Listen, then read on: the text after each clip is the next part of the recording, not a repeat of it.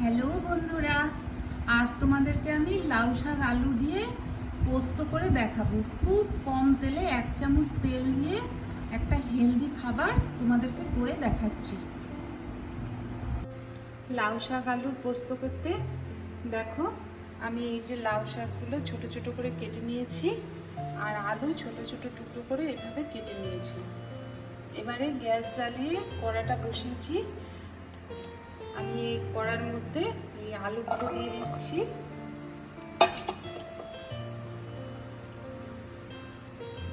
আর জল দিয়ে দিচ্ছি। এটাকে একটু সেদ্ধ করে নিতে হবে। এর মধ্যে আমি লাউ শাকগুলো দিয়ে দিচ্ছি।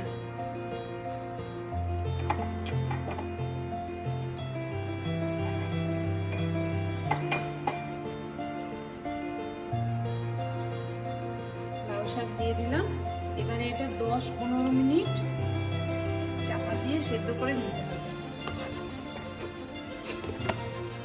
আমি চাপা দিয়ে দিয়েছি, 10-15 মিনিট সেদ্ধ করে নিতে হবে।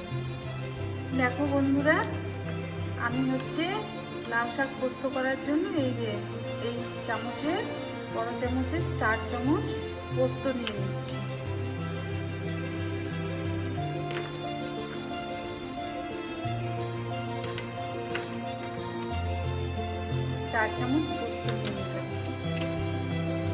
এবারে এর সাথে 4টা কাঁচা লঙ্কা, 5টা কাঁচা লঙ্কা দিয়ে দিলাম। এটা বেটে নেব আমি।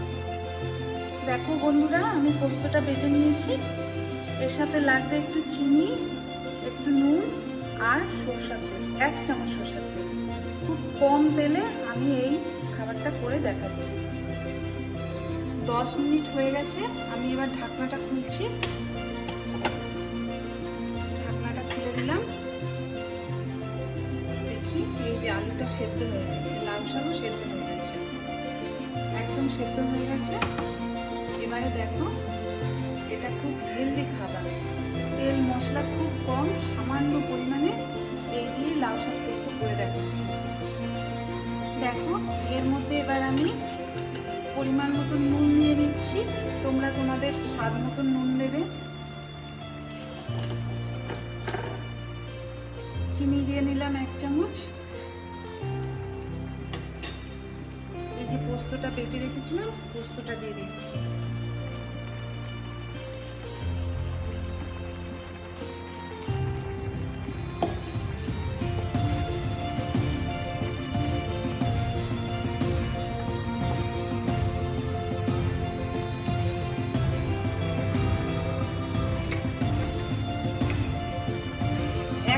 সরষের তেল, বাস এইটুকু দিয়েই আমি করে দেখাচ্ছি। এটাকে এবারে ভালো করে নাড়িয়ে নিতে হবে। জলটা আর একটু শুকিয়ে যাবে, একটু মাখা মাখা হবে, বাস তাহলেই হবে। দেখো বন্ধুরা, আমি 5 মিনিট এটাকে জলটা শুকানোর জন্য গ্যাসটা ফুল বাড়িয়ে দিয়ে এটাকে একটু জলটা শুকিয়ে নিলাম। আলুগুলো সেদ্ধ হয়ে গেছে পুরোপুরি, লাউ শাকটাও সুন্দর হয়েছে। দেখো, খুব কম তেলে নিরামিষ দিনে এরকম লাউ শাক আলুর পোস্তটা খেতে দারুণ লাগে। সম্পূর্ণ হেলদি খাবার হয়ে গেছে। এবার আমি এটা নামিয়ে নিলাম। দেখো কি সুন্দর লাউ শাক আলুর পোস্ত হয়েছে। এটা তোমরা খেয়ে দেখবে, আমার মনে হয় খুব ভালো লাগবে, খুব টেস্টি।